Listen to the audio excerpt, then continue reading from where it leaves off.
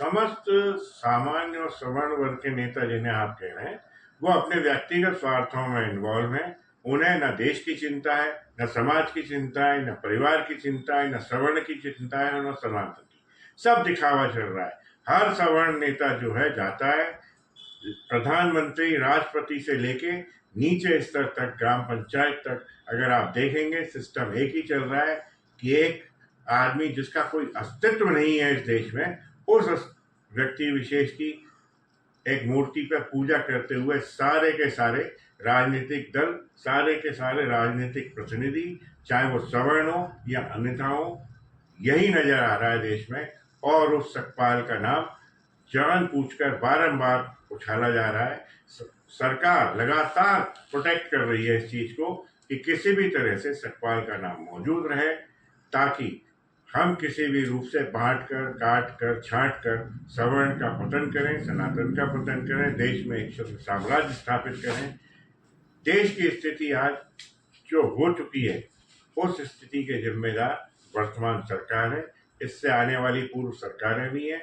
इसमें किसी एक व्यक्ति विशेष का दोष नहीं है, समस्त राजनीतिक दलों का दोष है। इस कारण से आज सवर्ण को अपनी सत्ताएं स्वयं स्थापित करनी पड़ेंगी। अगर सवर्ण जाग जाता है तो उससे बड़ा सूरवीर कोई नहीं प्रतीत होता।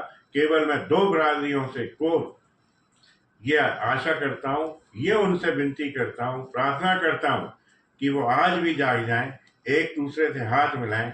जिस दिन ब्राह्मण और क्षत्रिय ने हाथ मिला लिया, उस दिन इस देश की सारी सत्ताएं परिवर्तित हो जाएंगी। कोई इस तरह के कानून नहीं बचेंगे जात बिरादरी पर आधारित, कोई इस तरह की व्यवस्थाएं नहीं बचेंगी। कभी कम्युनिस्ट आएंगे, कभी राष्ट्र विरोधी ताकतें आएंगी। इस कारण से आज भी सवर्णों को जाग जाना चाहिए, यही मेरा मत है।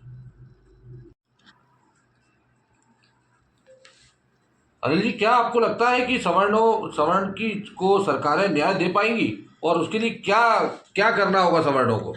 वर्तमान परिप्रेक्ष्य में यह दिखाई देता है कि कोई भी सरकार, कोई भी राजनीतिक दल, चाहे वो राज्य सरकारें हो, चाहे केंद्र सरकार हो, कोई भी सवर्ण को कोई रिलीफ या कोई उनके प्रार्थना सुनने तैयार नहीं है, न उन्हें कुछ देने तैयार है। बल्कि आज तक 78 वर्षों में सवर्ण से छीना ही गया है और लगातार छिनता जा रहा है। सवर्ण की आवाज, सवर्ण की स्वतंत्रता, article 21, article 14 of constitution of India का कोई मतलब नहीं बचा है।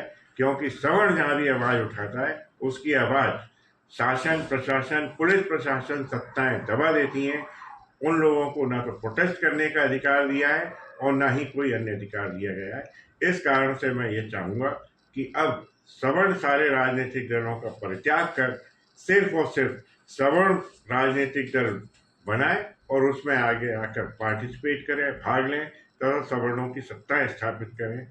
अन्यथा सवर्ण और सनातन, भारतीय संस्कृति, भारतीय पुरातन, भारतीय शास्त्र सब कुछ समाप्त हो जाएगा।